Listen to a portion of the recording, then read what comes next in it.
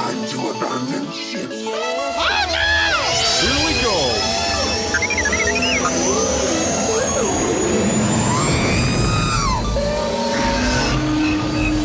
Can I persuade you to join us for a drink? It's a tradition. Here, here. Jar Jar, homie, my main man, quickly. Before the Separatists attack, get into the escape pod. Hey!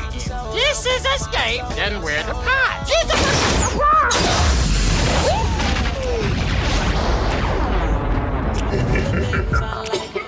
Welcome back to Star Wars Escape Pod and another episode of Bogan's Advocate.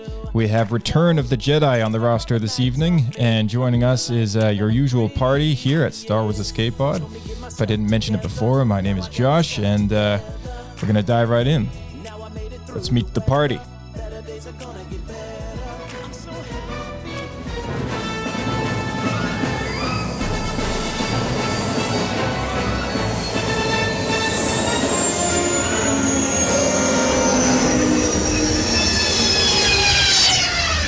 Another happy landing. All right, welcome back. Welcome back, Blake, our co-host for the evening. Hey, good be back. Good to have you back. Chut. Yeah, and Chut, my friend. Chut. We're being joined from a few systems away, so That's true. hope our connection remains solid. Yeah. We also have let's see, we got Darian joining on this evening. Welcome back, Darian. Sakuragar, boyos. Hello. And Dan, welcome back, sir. Hello there. Hello.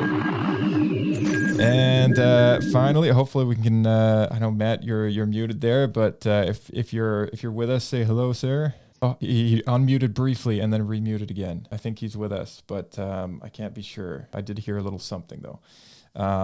So you try and get that working on your end there, Matt. But all right. In the meantime, let's kick things off here with a little bit of news.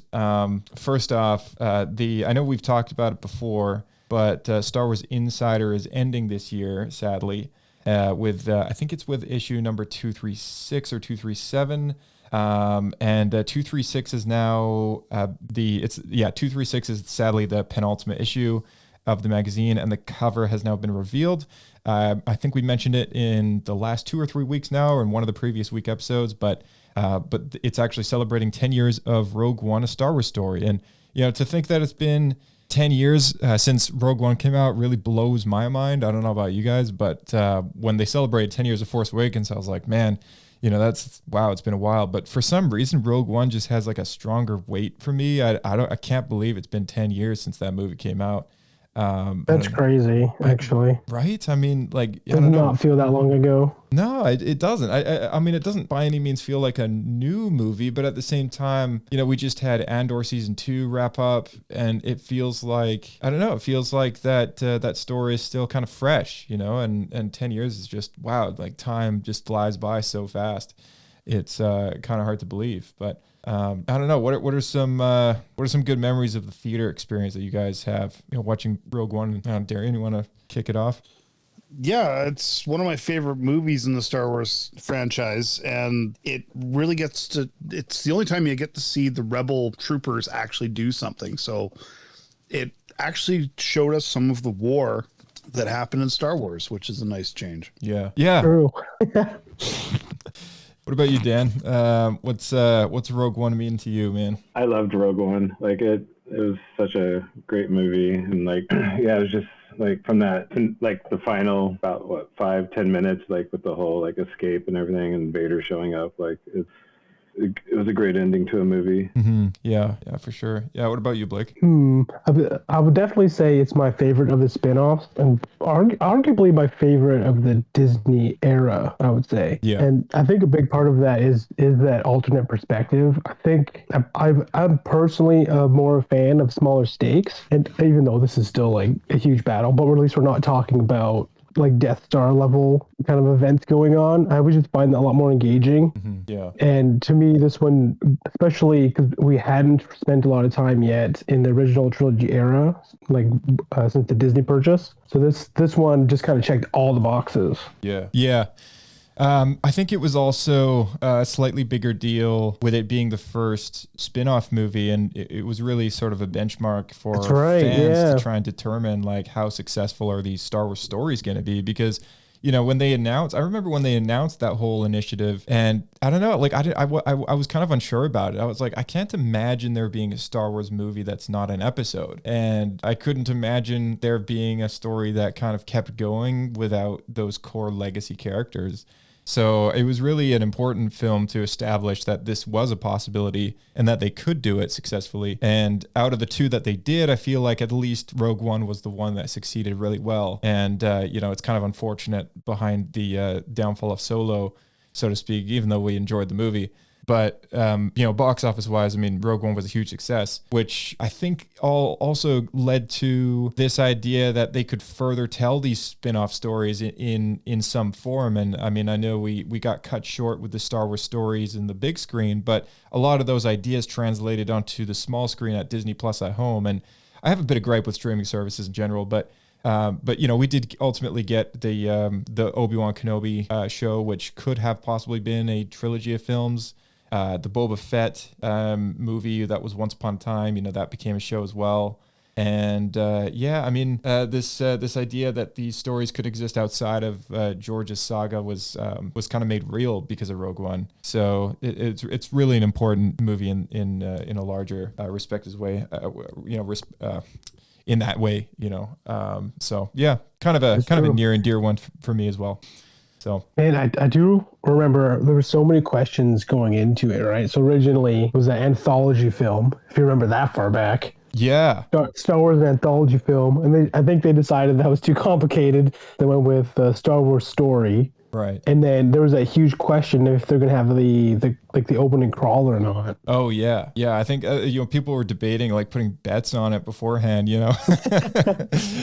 Before all the betting apps. Yeah, and then as soon as you get that opener with with the music, and then everyone in the movie theater that bet against it was like,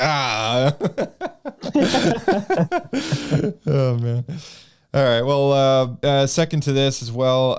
So side thing, it kind of got sidetracked there, but yeah, Star Wars Insiders, it's ending. So this penultimate issue celebrating 10 years of that film, it's going to be a big one. So, if you're looking for a nice commemorative piece for Rogue One, as well as one of the last Insiders to ever come out, go and pick up a copy. And those are typically at like Shoppers Drug Mart and, wherever you find magazines. I'm sure you'll probably find one, but they're not hard to find. But very, very good, deep memories with Star Wars Insider. I'm going to miss that magazine a lot. But, I'm one of the schmucks that probably led to their downfall. I didn't exactly subscribe, but, I bought the odd issue and got a stocking stuffer every now and again. So, I'm not... if you're going to call yourself a schmuck for being part of that group, then you could probably count the other 4 billion people on the planet.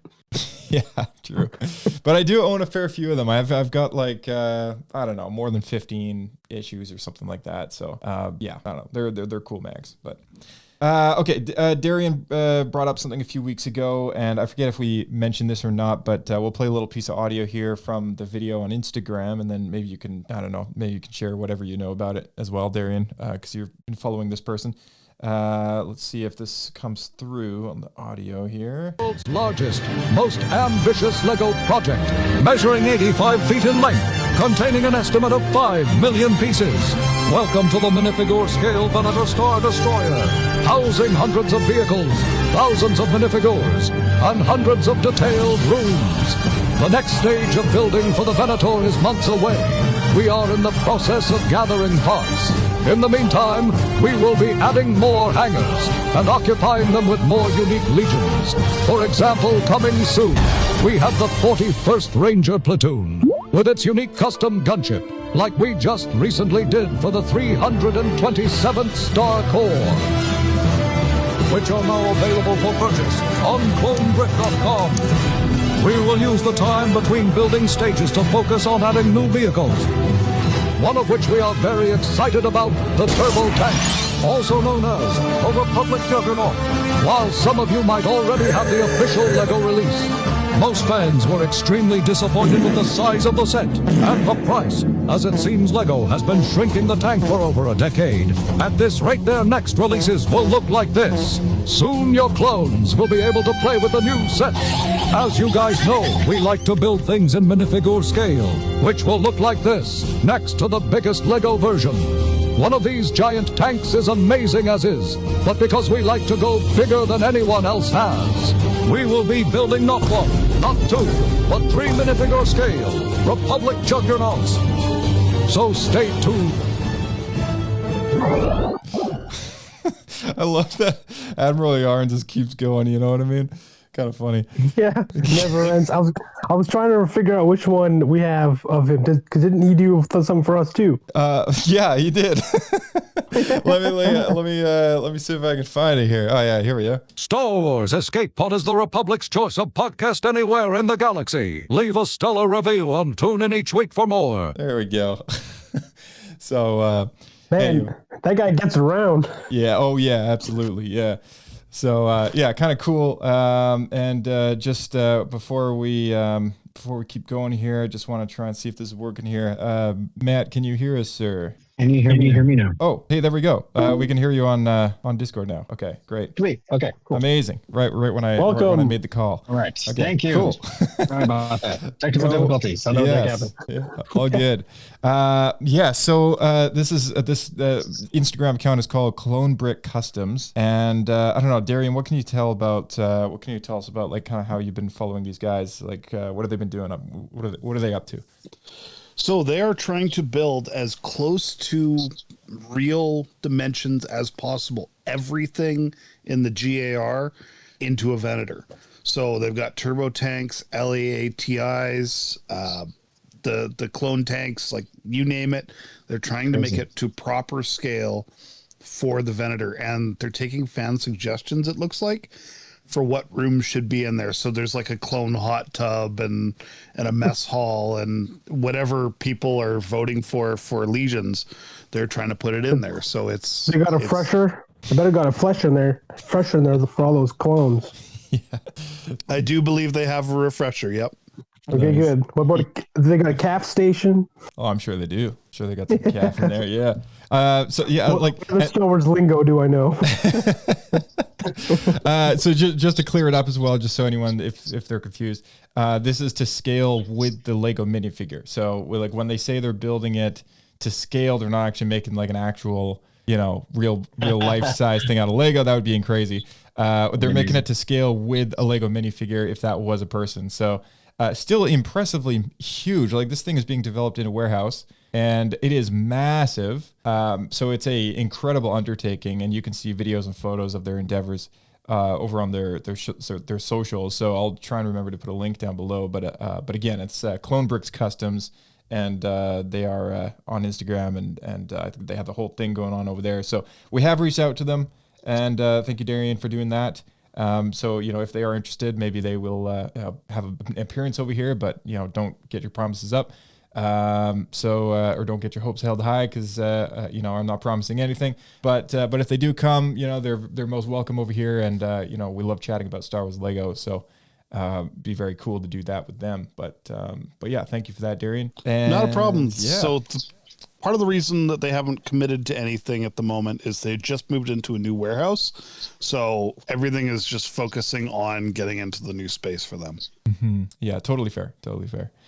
Very cool. I mean, we could throw them this episode as a little tidbit just in case they're curious as to what kind of show that they would be on if they did join us over here. But in the meantime, I'm wishing them all the best with the project, because it sounds incredibly massive to undertake that kind of thing. I would love to see the kind of thing. I would love to see that kind of thing in person. Like the scale. Oh yeah, yeah, crazy. I want to know, because it's so big. If they move stuff around inside the interior, they have to crawl around inside the Venator, like on all fours. Oh boy, yeah. Okay, the third thing that we got before we get into Bogan's Advocate is that Mandalorian and Grogu trailer that came out during the Super Bowl. Did any of you guys watch the Super Bowl this year? Yes. Okay. Did you see the Mandalorian and Grogu teaser? I did. Did you have any thoughts on it? I thought it was funny. I was expecting to see actual trailer for the movie, but I appreciated what they were trying to do by mocking the Budweiser, like Clydesdale beer commercials that they usually have at Super Bowl, and instead replacing them with tauntauns pulling the sled. So I thought it was funny. Interesting. Okay. It's fun. Yeah. Do you think it's relevant to the movie? Do you think that's going to be something that goes on? I doubt it. I think it's strictly just playing off the Budweiser commercial. I think that this movie might take place in a Star Wars brewery. I think that's what they're hinting at here. Well, you can find the teaser on the official Star Wars YouTube channel. It's 36 seconds long, and it's Mando and Grogu riding a bunch of tauntauns on a sleigh. And the way that it's shot almost, makes it feel like it's some sort of beer or Ford F-150 commercial or something like that. Like it's very strange. And there's a lot of buzz on the internet about how there could possibly be, and this is all sort of a like speculated rumor, that there are some concerns internally with how people received it as marketing material, because when you think about it, it's like, okay, this is the first Star Wars movie to hit the big screen since Episode 9, so it's been 5+ years, and I guess when you have a big movie like that they're hoping probably cracks $1 billion at the very least, they wisely use their marketing budget. And I guess the Super Bowl is not a cheap event to screen a teaser by any means, and if you have 36 seconds, you're paying tens of thousands of dollars per second. So what kind of thing are you going to feature, right? And I guess the debate is why that. And I don't disagree. I mean, it was kind of a weird choice to screen during the Super Bowl, for something that really ultimately isn't going to be in the movie and was really just kind of there to garner attention, I guess. But I don't know. Do you guys have any thoughts on that? Like, whether you like it or hate it, how do you feel about it being in place of a 36-second teaser that features actual footage from the film, as opposed to what we got? I'm game for any stock footage that they want to give us that's well done for the Star Wars universe. There's nothing wrong with getting more tauntauns in a different manner. That fans are going to take that video and cut it into other stuff for like music videos and whatnot. So, you know what? Great. I doubt it's going to be in the actual movie. I kind of hope it's not in the actual movie, but it's great to have a little divergence once in a while, right? Yeah. Yeah, what about you, Matt? It seemed like it was clearly a kind of marketing one-off they did, especially with the production value of it. Yeah. I think they're trying to be fun, but also the cost of that spot. Just show us some footage, get us ready. Like, we're getting hyped up for Mando and Grogu. Let's, show us something more tangible and real. Besides that, I don't, and also who are you marketing to? Like, so then are we marketing beer towards kids? But this looks totally like a kid's movie. Like, I don't know. Yeah. I mean, to put it into perspective, for a 30-second commercial, it costs roughly $8 million. And some companies have paid over $10 million for their spot. So that's the kind of money that we're talking about when it comes to, what this is. Kind of nuts, like when it was like, okay, it's cute. It's like, okay, yeah, it's cool. But like, I mean, is it going to bring people to the theater is the question. And is it worth the money? So I don't know. I mean, I'm kind of hesitant to, I don't know, to really accept their strategy here. But I mean, if it works, like, I want to be optimistic, of course, but at the same time, I'm like, dude, like, I don't know, not my first choice. If I was to feature a Super Bowl footage, not my first choice. Normally you get some sort of big reveal or something, but yeah, Super Bowl didn't see a whole lot of love this year. I mean, Avengers Doomsday didn't make an appearance. A lot of other big blockbusters hitting the big screen this year didn't show up at the Super Bowl. And then Mandalorian and Grogu being the only big one that's kind of around the corner showed up with that. So, I mean, it was kind of a funny, I don't know. Maybe it was just an off year, I guess. But I just thought I'd bring it up. For sure. Yeah. For sure. It seems like that's been the trend for a few years, and it's picking up speed that the Super Bowl isn't the blockbuster commercials anymore. Right. Yeah. Not anymore. Yeah, people are kind of getting that stuff off social media and YouTube these days, I guess. So maybe it's not as valuable to some production companies to use as a resource for marketing. Right. And they're marketing too. The big marketing right now, like in games, it's like in Roblox and Minecraft. I don't know if you have kids, but that's where like all this crazy marketing is. It's like, wow. Right. Yeah. That should be illegal. Yeah, I agree. Especially when it's like political stuff. It's like, come on. Yeah. All right. Well, we should take a drive over to Bogan's Advocate here and get going with Return of the Jedi. Oh, nice.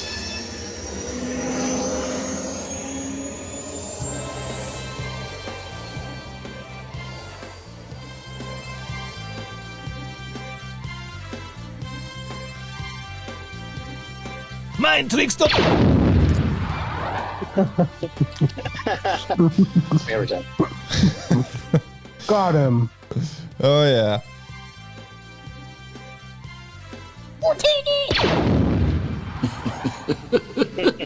Doesn't like you. All right. So, Bogan's Advocate is a game we've been playing for a few weeks here. We share our opinions on how we like the movie we're talking about, and then we try and put on a different set of glasses and take the opposite opinion of kind of how we feel about the whole thing. Generally speaking, I mean, we've gone through 5 out of the 6 George Lucas films at this point, and all of them have been fairly very positive with our true opinion, and then so it's been very tough to try and find things that we would change or things that we may feel critical about. But we're getting to the end. We're getting to the crest where I feel like things could switch after this one. But yeah, Return of the Jedi. I'll kick things off. This is, I think, one of my favorite Star Wars films. This is this kind of, I go back and forth a little bit, but I believe this is my favorite of the 3 original trilogy films. I don't know. I can't really say more than that. I mean, I just feel good about it. It's just, yeah. Blake, what about you? Yeah, similar to you. It's always been very high in my rankings, and kind of depending on where I've been in my life, it's been number 1 or number 2. I would say right now it's probably number 3, only beaten by the other original trilogy films. Yeah. So it always just kind of like hangs around the top 3 spots. Awesome. Okay. All right. Yeah. Dan, what about you, man? That's tough. Like, I think I love Empire Strikes Back maybe a little bit more than Return, but Return's like definitely probably my second favorite out of the original trilogy. Nice. I'm curious, Dan. I mean, I guess we'll get into this a little later, but where did you stand when it came out with the Ewoks? I was around 10 when it came out, so I loved it. Okay. Like, nice. It didn't bother me. I was right at the right age for it. Oh, that's perfect then, because I know I've heard that was a bit of a controversy back in the day. Yeah, I think like all the adults hated it, and all the kids like loved it. That feels similar to the whole Jar Jar thing. No, Jar Jar's just stupid. Everybody hates Jar Jar. Jar Jar's the abomination. So Dan, let me ask you this then: Did you just like rave over Ewok Adventures, like Caravan of Courage and Battle of Endor? Like, did you just love those things like when they came out? So I didn't love them. I enjoyed them because it was more Star Wars, and at that time there was no other Star Wars but the trilogies. We didn't know that the holiday specials existed. Yeah. So that was like all we had was the Ewok Adventure. So I would take anything that was Star Wars related at that point, and I even watched the Ewok cartoons for the same reason. The Ewok cartoons and the R2 droids and C-3PO droids. Yeah. Because it was like, even though it wasn't like the best version of Star Wars, it was still Star Wars. Yeah, that's fair. Yeah. All right. What about you, Matt? Yeah, about the same. I mean, I was at that magical age where I felt it was like geared towards me, and like I told you guys, like when waiting in line with my dad, and which is like nostalgic for me too. And then seeing for the first time people reading the book in line. Boy, and around me, the adults were kind of freaking out about Ewoks. It was kind of a controversy, but for me, it was perfect. I love the Ewoks. The speeder bike scene was just like the best, and the whole scene at the end, and with Lando and the Millennium Falcon, and just the whole thing all coming together. Like in Act 3 was huge and explosive. Like as a kid, this was it. And then Luke coming back, and he's in his black suit and his green lightsaber. Let's go, right? Yeah. Then seeing Boba Fett. I remember even as a kid seeing Boba Fett go down like that, like a chump. It's like, oh wow, okay. What a waste. What a waste. What a waste. That's only a shame. knew. Excuse me. 4 years later, you call out. I had a similar experience as Matt. Like my dad took me out of school actually on that Friday, and we went and waited like 2 hours in line to go see Return of the Jedi, and it was just like, you know, the excitement, everybody waiting in line. Like, it was a great experience. Everyone was friendly in line and excited. I kind of miss those days going to the theater in person and like and everyone's waiting in line. And plus, back then you didn't have your seat, so you had to be there early to make sure you even got in. To get That's right. You got to line up. People have like tents and line up like 3 days ahead of time. Yeah, that's something I've noticed. That's something I've noticed, Matt. Like, just in general, I find convenience and accessibility strips the fun out of it. Like, I think so too. It's like what Syndrome says in The Incredibles. Like, when everyone's super, no one is. You know, it's like when everyone can book their ticket for a movie screening, nobody cares. You know, it's like, and but man, like, yeah, people, I mean, up until the day that movie theaters did that for every screening, because I remember that there was a transition period where you could book your seats for specific formats, but then the regular theaters and stuff were all, you know, you still have to wait in line and get your ticket at the booth and stuff. Yeah, still the same. And now it's just every theater, every format, doesn't matter where you go. You're always going to the website, and in fact, when my wife and I were in Scotland, we spoke to somebody. We were going to see a movie there at some mall. They had a big theater, and the person, the clerk at the ticket booth, actually said, "Hey, just so you know, if you book your ticket through the website, you actually save a convenience fee, which it's kind of backwards. Here you pay a convenience fee for going through the website, but over there you actually makes no sense. Right, it makes no sense. Over there you pay a fee because they're paying someone to stand at a desk all day, which makes way more sense. Yeah, it does. Here, they're taking extra money so that they don't have to pay someone to do their job. Yeah, exactly. It makes no sense at all. Yeah, exactly. Yeah. So, I mean, it's kind of crazy, but so we stood there in the lobby of the theater, bought our ticket on the website, and then it's like, yeah, okay, and then you go on in. But it was just like, man, what the heck, you know? And I don't know, just kind of, yeah. Anyway, long story, but yeah, it strips the fun out of it. It takes away. Yeah, it takes something away. It takes something away from the experience, 100%. Yeah, it's the same with like streaming stuff, like streaming on Netflix and this and that. It's like, man, like the fun's gone. The fun's gone of like going up to the video store and renting something, getting pizza while you're up there.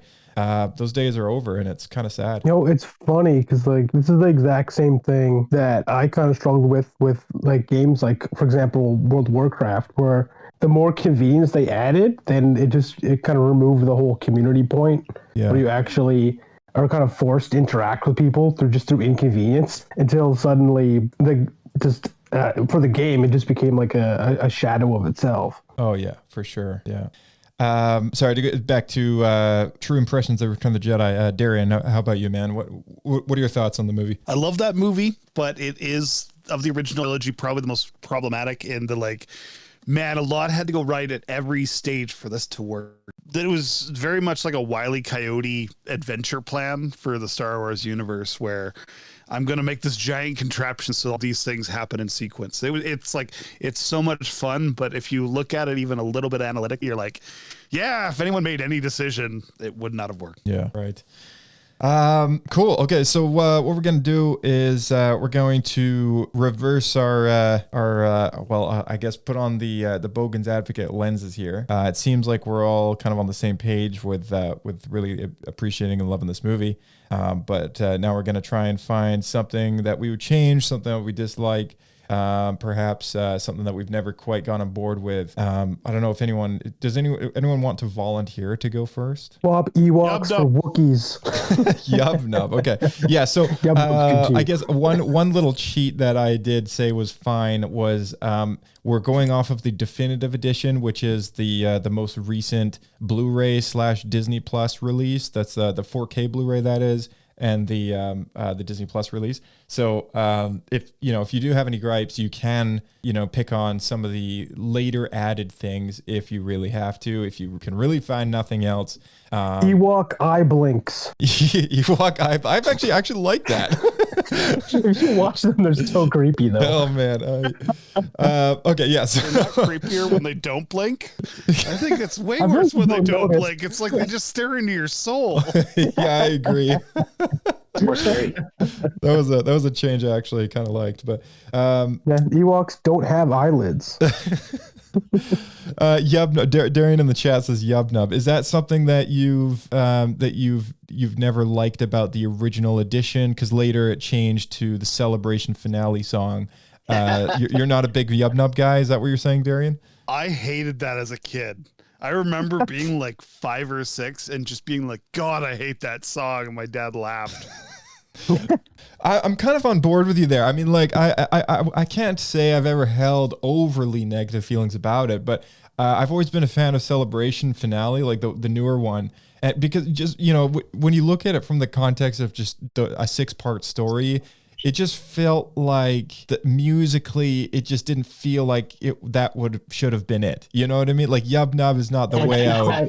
Like climactic. Yeah, ending, like Yub Nub is not how I'd wrap up the Chosen One story, and I don't know. Yeah, you can throw all the tomatoes you want at my face, but that's just the way I feel about it.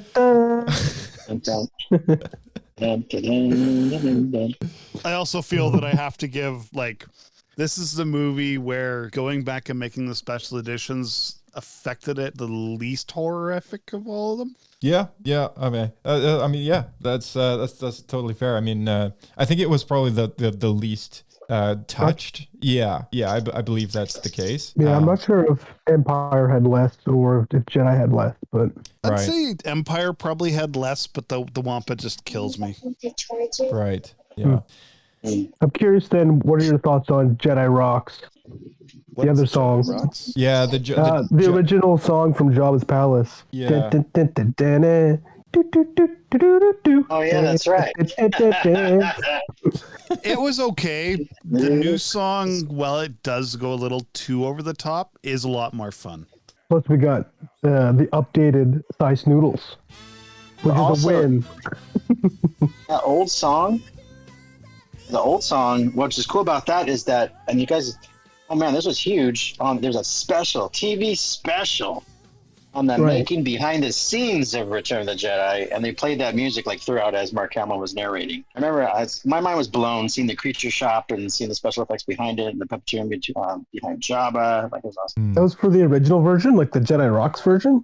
It was with the original version. It wasn't the one with they did later for the special edition. It was like the original with the actual puppets. Song. Oh man, that's really awesome. I wish I had seen that. That makes me kind of depressed, and then they went on to just replace the majority of them with CG. Right. Yeah. Yeah. Something. I mean, I'm supposed to be acting critical here, but something I do like about Jedi Rocks is that is it Size Noodles or what's her name again? Yeah, that's right. Okay. So the puppet was kind of bad. I mean, the original. It was a little jank. Yeah. It was a little jank. It was bad. The puppet was bad. It was not great. So I mean, that's something I actually really like about Jedi Rocks is it definitely livens it up a bit more. Or her, I should say, really kind of puts her in the environment of those Star Wars films that were done at the same time with the prequels. Kind of has the same look about the CG alien, which fits continuity wise. But I mean, also just as a side thing, is Sai actually became a one-shot character used in a Clone Wars episode years later, and it's a plot line with Zero the Hutt.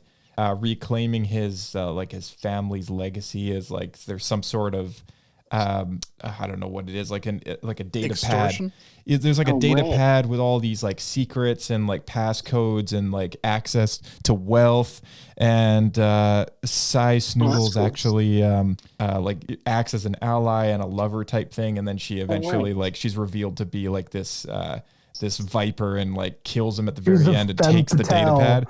So I don't know how she goes from that to working for Jabba as a singer, but that I thought was kind of crazy. And I think she does have 1 or 2 other appearances through the show, but You remember what season episode that was? Yeah, I think that was early on. It was really one or early two. On. Yeah, it was the one where Cad Bane and Obi-Wan and Quinlan Vos, I believe, duke it out on Teth. That's the one. And I think it was like season 2. It's gotta be at least 2 3. then. Yeah. I totally forget. But yeah, just type up Obi-Wan and Quinlan Vos versus Cad Bane, and that I believe is the episode, I think, or the following episode. It's something like that. It's around that time. Yeah. All right. Cool. Yeah. Well, that's cool. I don't know. What about you, Matt? What would you change? Darian's not a Yub Nub guy. Neither am I. Like, what would you change, Matt? That's funny. Oh, back even like from the original one. Even as a kid, I remember seeing the desert scene, and they show one of the guards walking on one of the ships, and you can totally tell it was 2D animated. See the guy walking in the shadows. It was totally a 2D like walk cycle. You could totally see it. Okay. And then later on, they replaced it with a CG dude, and I think that was valid. Right. Okay. So this is a good change then. But yeah, it's a good change.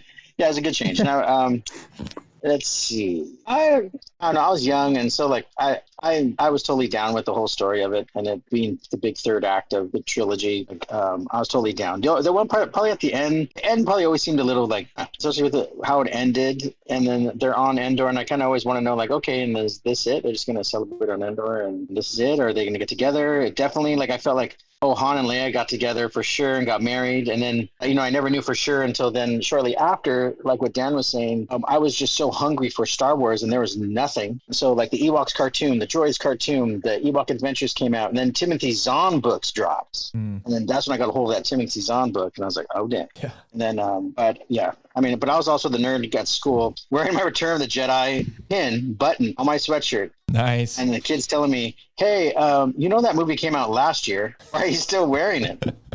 What do you mean? I like Star Wars. What do you mean? Like, what do you mean? I'm just repping. Yeah. I didn't get it. Like, yeah. So Kids looking at you going like, hey, you're a nerd. Hey, 80s bully. Hey. Yeah. Last year. That was so last year. It's the 80s now. It's 80s. 1985 now. Come on. Oh, that's funny. Yeah. Dan, what about you, man? What would you change about Return of the Jedi? So I don't have a lot of gripes with this movie. One thing I would change is I hate the Tarzan yell that Chewbacca does when he's swinging on the vine with the Oh, yeah. It was really cheesy. Yeah. I was a kid when this came out. I was part of the Star Wars Club. I got the Bantha Tracks newsletters in the mail, and so I, for like a year before it came out, like was calling it Revenge of the Jedi because that's what he called it, and that's what all the publicity said. So like when it changed to Return of the Jedi, I was kind of like, what is this? Like, yeah, that is kind of, but I get it now. Like, but like as a kid, I was kind of hating on that the name changed because Revenge of the Jedi, like, yeah, you wanted Luke Skywalker to come back and like keep it. And that's what then, I mean. That's one of the posters on my wall is the original teaser poster. Just because I love that version of the title of the movie, I always thought it was kind of cool as well. But Revenge of the Jedi always made sense to me too. I was so excited for Revenge and like Revenge of the Jedi. I'm like, what does that mean? That's like coming back. It's like just so cool. And then when it got changed to Return of the Jedi, it's like, okay. But I mean, we got Revenge of the Sith, so I guess it came back full circle. Like, the problem was he had already decided what the name of the prequel third movie was going to be. He's like, I can't have Revenge twice. Change it last minute. And then like for the special edition version, like I was pretty okay with all the changes except for as cool as it is seeing Hayden Christensen as a Force Ghost, I kind of felt bad for the original actor being replaced. Like he could have stayed old. Is that a gripe you have, even with Hayden returning to play Anakin as in Ahsoka, like for continuity purposes? Like you still prefer the original actor? I don't think I prefer it. I just feel like kind of like I felt bad for the guy who, like, if I was that actor, I'd be like, oh man, really? You took me out? Okay, yeah, that's fair. I mean, he's still in the movie. He's still wearing the Vader suit, and he's still the rotten egg. Yeah, the rotten egg version. Yeah, melted old Anakin. Yeah. I kind of feel the same way with Boba Fett, and when they replaced him with the new one, it's just like the voice. Yeah. Yeah. Blake, what about you, man? What troubles you? I would say the biggest thing for me is I wish Boba Fett didn't die like a punk. He's supposed to be the most badass bounty hunter in the galaxy, and he dies like such a punk. Yeah, So he could die.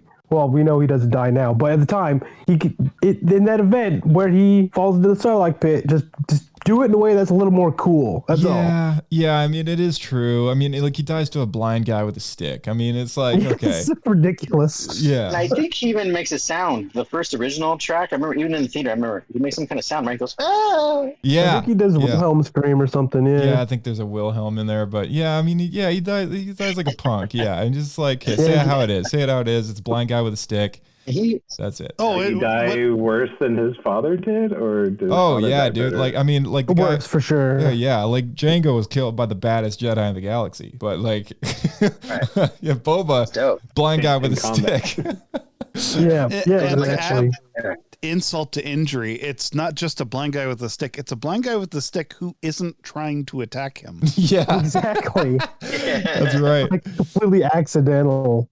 Oh man, yeah. Boba Fett. I wonder if there had a way of bringing Harrison back into the. I mean, we've seen Mark Hamill and what they did with young Luke and stuff, and it's incredible. But if they clone him, no, like with the young CG face and all that, bringing the character back, and but like if they did that with Han Solo, and if they brought Harrison Ford back into the kind of Mando New Republic era that they're kind of developing out in with stories, and if they had an episode that allowed Boba Fett to cross over with meeting Han again, and what that interaction would be like, I kind of wonder, like, what would he do? What would he say? Because like this is a guy that's kind of vengeful, like he went and blew up a bunch of it was Han though? Because it was like he got hit from behind and just knocked into the.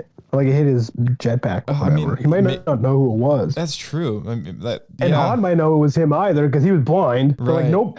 It's possible that nobody who participated in Boba Fett going into the Sarlacc pit knows what happened. Yeah, I wonder if people call Han Solo the Fett Slayer. After it happens, until Boba comes back. Like I wonder if anybody like refers to him as that, and he's like, I don't know. I didn't know I killed him. Who? He was there. Who shot first? Boba Fett. What? Oh man! Like among all of Jabba the Hutt's men and stuff, and all those assassins out there and stuff, they're going to be all, dang, watch out for Han. Yeah. Something. I guess another thing that I would just throw in there.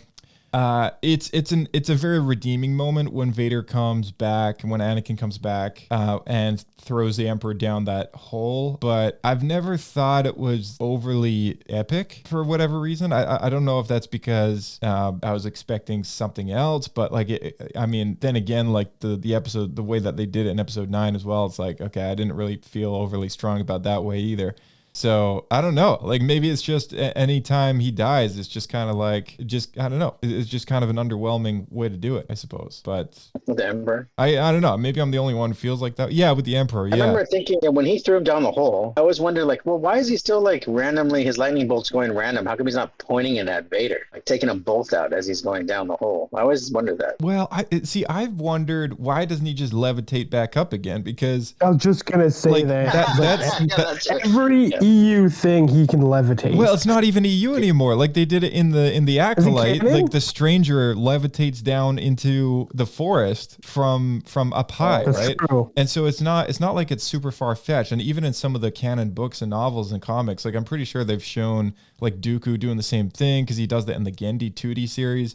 But I mean, like it's like this is the most powerful Sith in the entire galaxy. Like other than Vader, he's the most powerful Force user, probably. Like I mean, he bested Luke, right? I'm not saying Luke is more powerful than the Emperor, of course not. But like it's just he's the if anyone can levitate himself up a tube, of course it's him. Like why didn't he do it? Unless it was all his plan to just die and come back to life again. But up until the point that we had that plot line in episode 9, for a good solid near 40 years, like it was always just that he died, And that's true. I don't know. I've always felt kind of weird about it. Also, who designed that tower? Yeah, the Empire. Like the long tube? He falls down? It makes no sense at all. Yeah, I think that the ironic part about that is the Empire almost never puts like fences or gates on anything, and yet somehow most of the time people are fine. But the one time that they do put a fence on something, somebody gets lifted off the ground and hucked down it. Wouldn't crazy, happen man. if there was no safety rails on it. It's crazy. So funny. All valid points. All right. Does anyone have any last minute gripes here before we transition to our final piece of entertainment for the evening? Do you guys like that they added Vader's skull when he gets electrocuted in that scene? That was cool. Original. Yeah, that was cool. Was it? I thought they changed something in that moment. Oh, yeah. I think you're right. I think there was something tweaked about that in one of the versions, but I forget. I don't mind the skeleton skull thing at all. Like, I mean, I feel like didn't we see that like briefly flash with the Mace Windu lightning effect as well? Pretty sure we did. That I'm not sure. Was it Mace's skull or Palpatine's? Yeah. I'm pretty sure that we saw like Mace's skull when he was not the reflect on Palpatine, because that was just the skin frying. Yeah. But on when he says unlimited power and he goes flying out the window, I'm pretty sure we see a flash of bones in there. Even that Mace survived. I think Mace survived that. Yeah, it's true. We had a whole episode about that. Yeah, we did. Yeah. I love the way I'll take that shot. Oh boy. This part. Matt shot first. All right. Everyone good? Everyone Yeah, I don't know what else I would mention. Yeah. I mean, it's such a great I wish movie. they had showed the Ewok cannibalism. Like, well, I guess not really cannibalism, but eating the stormtroopers. Oh, that's crazy. That was pretty fun. You know, one thing I kind of go back and forth on is the deleted scene that they removed with Luke fixing up his lightsaber in the cave. I was going to mention that, but I'm not sure if it ruins the reveal. It does. Yeah. Building a new saber. That's the thing, is like, I love it as like a lore building scene, but then on the other hand, it's like the reveal of the saber when he whips it out from like R2, you know, sending it flying through the air, and it's green, and you know, you get this kind of big reveal, and when he walks into Jabba's palace, like you get the sense that he's unarmed and that he's still like maybe like as a viewer, especially back in the day, you know, it's like we know that Luke lost his saber on Bespin, so like maybe he still doesn't have another one, right? And you know, I guess that's something to keep in mind. So the pacing of the movie, it's like, it's not that it's ruined by not having that scene, but it's also just such a cool scene that I would almost wish that it was in the movie. So yeah. Okay, yeah, I'm right with you, man. While we're on the subject, which of Luke's lightsabers do you prefer, Josh? Oh, I mean, I prefer the only one that he's ever had, which is the green one. I mean, Anakin's lightsaber, I've never really considered as his. I've always just thought of that as Anakin's lightsaber. I always considered it Obi-Wan's because he held on to it the longest. Yeah, that's true, actually. Yeah. In a box. That counts. This is my lightsaber, and I've kept it in my possession for you, and it just so happens that your father built it, and don't poke your eyes out. Yeah. All right. Well, yeah, what about you, Darren? Did you prefer that one, or you prefer the Graflex, the Anakin? I prefer the Anakin. Okay. Blue is always the way to go with the lightsaber. Yeah. All righty. Let's transition over to our final activity for the evening, which for funsies will explain in just a moment here.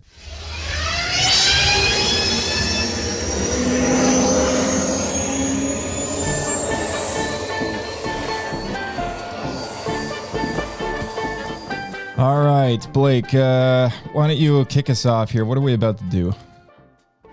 Sure.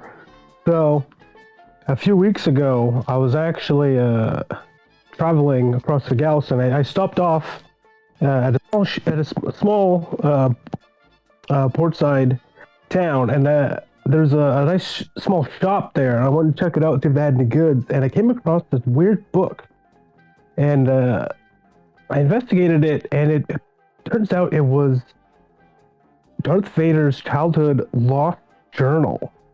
Wow, really? Yeah, and so we've been reading through it, and we have been picking out some interesting entries we thought it would be worth sharing with the listeners. That's a great idea. We should read the next entry, which happens to be episode 3 in this book, and it looks like this one's called "Tight Fits and High Stakes." The setting is in the Jedi Temple locker room. Anakin is struggling to pull on his dark Jedi leggings, grunting with exertion. Obi-Wan is sitting on a bench, frantically trying to shove a massive stack of betting chits and credits into a wallet that is clearly screaming for mercy. This one sounds very interesting. Please go on. Yeah. All right. Let's do this. Master, I'm going to kill the temple tailor. These aren't pants. They're a structural hazard. I can feel my pulse in my ankles. Obi-Wan, without looking up, shoving a fistful of sabacc tokens into his pocket. Perhaps if you didn't insist on improving your physique with those extra weight saber drills, Anakin, you wouldn't be trying to fit a bantha into a womp rat burrow. It's not the muscle, it's the design. I can't breathe, Obi-Wan. I feel a great disturbance in the Force. It's centered entirely on the inseam. Focus, Anakin. A Jedi must be unencumbered by worldly attachments. The only thing I'm encumbered by is the blood throw to my lower extremities. I'm angry. I'm getting very, very angry. Every time I try to sit down, I feel like I'm going to ignite into a supernova. Is this why the Sith are so upset all the time? Do they just have poorly fitted trousers? Oh, Anakin, fear leads to anger. Anger leads to hate, and hate leads to a split seam. It's in the archives, I believe. And what about you? What is that? That's not a wallet, Obi-Wan. That's a leather suitcase. Why is it bulging like a detonator about to go off? It's archives. Important Jedi business. Receipts, incense, and meditation beads. The usual sort of thing. Those are betting chips from the Outer Rim, Obi-Wan. Are you gambling on the Gungan sub races again? Master, you have a problem. You need a wallet the size of a storage crate just to hold your losses. I'll have you know that I have a very sophisticated system of probability. And it's not the loss if the credits are still in the economy, Anakin. I'm simply redistributing the temple's stipend. You're addicted to the rush. You're obsessed with the negotiator's luck. I mean, you've got the credits in there to buy a small moon, or at least a pair of pants that don't treat you like a vacuum-sealed nerve steak. It won't shut. Oh, bother, the zipper has surrendered. I may need to use the Force stasis field to keep my life savings from exploding across the floor. Aha! There it is. The Force has provided. With a subtle, sharp zip sound. Well, at least you can breathe now.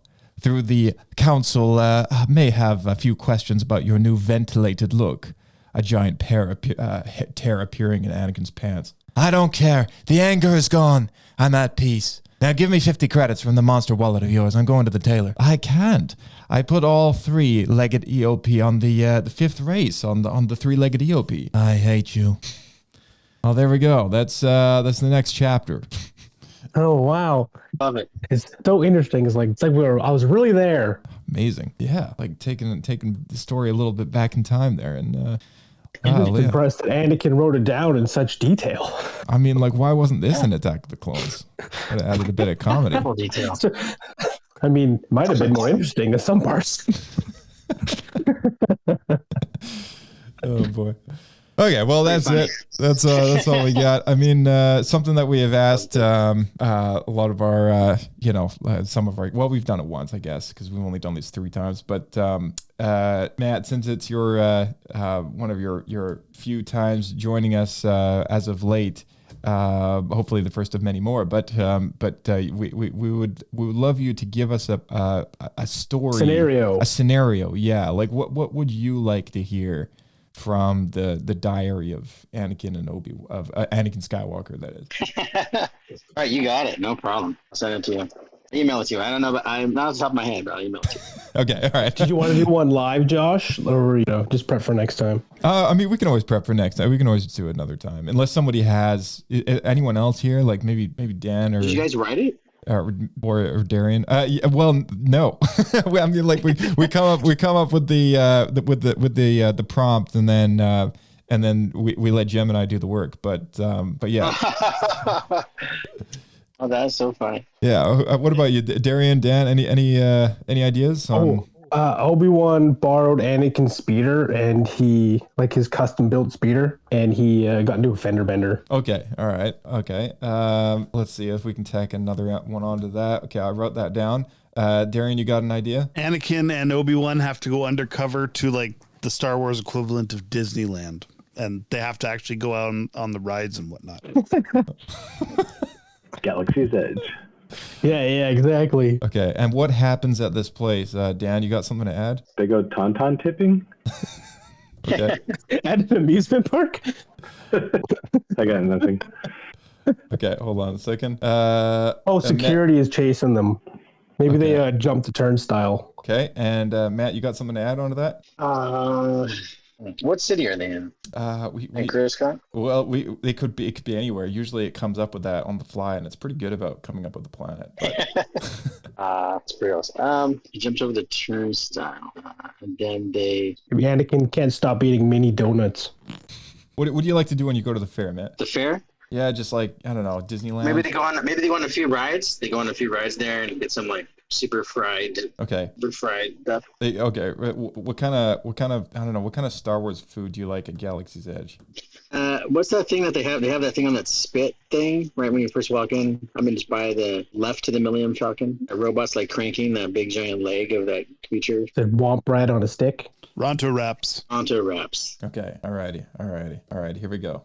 Chapter 4. Chapter 3.5. Yeah. Later that day. Yeah, later that day. Fairs, flares, and fenders. The glittering, neon-soaked fairgrounds of the Coruscant Carnival of Progress. The air is filled with the smell of fried dough, ozone, and impending conflict. Anakin, stopping dead in his tracks. Master, why is there a yellow paint scuff on the left intake manifold of my speeder? And why is the chrome trim bent at the 45-degree angle? I was hoping the festive lighting would have masked that. I had a minor disagreement with the docking pylon. It seems the pylon was more committed to its position than I was to my flight path. A disagreement? You nicked my custom paint job! That's Naboo Royal Yellow. I spent 3 weeks hand polishing those intake vanes. It's a beauty mark, Anakin. It gives the vehicle character. Now hush, we have a public appearance to make. Look, a tauntaun tipping arena. How traditional. Fine. But if I'm tipping a tauntaun, I'm doing it with style. Just be careful now. These creatures are notoriously unstable. When startled, that is. They sneak into the enclosure. Anakin gives a massive tauntaun a gentle nudge with the Force. As the beast tips over, it lets out a sound like a foghorn, followed by a violent, rhythmic series of flatulent explosions. By the stars! What is that? It's not just a smell. It's a physical entity. I can see the air shimmering. Gagging, pulling his tunic over his nose. Obi-Wan waves his hands frantically. It's a Hofgut fermentation. When they go down, the internal pressure has nowhere to go but out. It's like a mustard gas canister from the High Republic. Move, Anakin. It's sticking to my hair. It smells like you're cooking, Master. Only with more sulfur and betrayal. Anakin, how did you hit that tiny target from 50 meters with a blunt throwing dart? A few minutes later at a game booth. Skill, Master. Pure, unadulterated talent. I saw the dart curve midair, Anakin. You used the Force to guide it to the bullseye. You just cheated a local vendor out of a prize that is clearly too large to fit in the Jedi starfighter that we took here. It's for Padme. She loves apex predators in plush form. It'll look great in her apartment. I can see it just sitting there in the corner, judging by the senators. Oh, look, Ronto wraps. Real ones. I'll take 4. Absolutely not. The smell of that processed meat tube is rivaling the tauntaun that we just tipped. It's an insult to the digestive system. It's a cylinder of grease wrapped in the failure of a pita. It's the food of champions, Master. It's the fuel of the chosen one. It's the fuel of the stomachache, Anakin. And it'll be over here at the organic grain silo booth. Well, enjoy your spicy meat pipe. Try not to get any of that on your customized speeder. You're just muffled chewing. Jealous of my Nexu. I don't know what the heck that last name. Oh boy. Oh, okay. That's Oh, awesome. you're just jealous of my neck, Suey. So, okay. Muffled chewing happens. Okay. Well, there you go. There's your. Josh, are you doing the voices too? Yeah, that's what Dan said last week. That's what Dan asked. He's like, I missed it. Yeah. That's totally like that's Gemini. Thanks, man. Wait, sorry. What was that? That's you doing? Yeah, the voices? that's me. Yeah. Dude, your Anakin and Obi-Wan Kenobi is like spot on, dude. Yeah, it's great. Oh, thanks, man. That was like the whole inspiration for why we do this bit. Yeah. Ah, okay. Yeah. I'm sorry. It's awesome. It's so funny. Oh, thanks, dude. Yeah, it's Especially him putting on his leggings in the beginning. I was dying laughing. I had to mute myself. Oh boy. These pants are too damn tight. It's so good. So good. All righty. Thank you. And with that, I think we can begin to end our evening here. So, once again, thank you to Sir Blake for being our co-host this evening, as well as Darian and Matt and Dan. Thank you all. And let's see what to close us out with. Any ideas, Blake? This is the way. This is the way. This is the way. This is the way. Yes. This is the way. Amazing. All right. So, is anyone in this group doing a rewatch of The Mandalorian before the new movie comes out? That's a good question. Ooh. How much time do I have? That sounds more exciting than rewatching The Acolyte. 92 days. I have to watch season 3. Yeah, I actually, so yeah, when I got the Blu-rays, I went through first season 1, then 2, and then I was waiting to see if they released Book of Boba Fett on disc, and they still haven't. So I never got around to watching season 3, actually, even though I own it. But yeah, looking forward to How that. was movie the 3? How was the 3 rewatch? Which rewatch? Disney Plus. Mando. Oh, I haven't. Yeah, I still need to rewatch season 3, but yeah, that's the one that I haven't rewatched on disc because I bought the Blu-rays. But I was doing it in order, and I was waiting for Book of Boba to be released, but they still haven't released a Blu-ray for season 3 or Book of Boba or Andor season 2, and we're still waiting for Skeleton Crew to be released as well as The Acolyte. So there's a couple shows. Yeah, they're pretty behind. Yeah, they're pretty behind. I'm kind of worried that maybe they'll stop doing it. I don't know. I hope not. I hope they keep doing it. Yeah, I hope they keep doing it because they've done everything else up till now. Yeah, they really have. Okay, well, yeah, thank you all again, and we'll see you in the next one. Be out there. Sounds good. Keep flying. I have spoken. The force be with you. Don't forget to leave a review that would make even Master Yoda proud.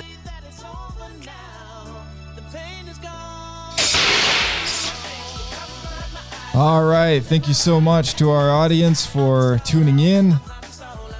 We appreciate all of you, and a great way to help us out is to subscribe on YouTube and follow us on Spotify or iHeartRadio or wherever you get your podcast fix, and leave us a comment because we always love hearing from you guys. And that is pretty much all we got for you this week. So stay tuned for next week where we have The Acolyte Revisited. May the Force be with you.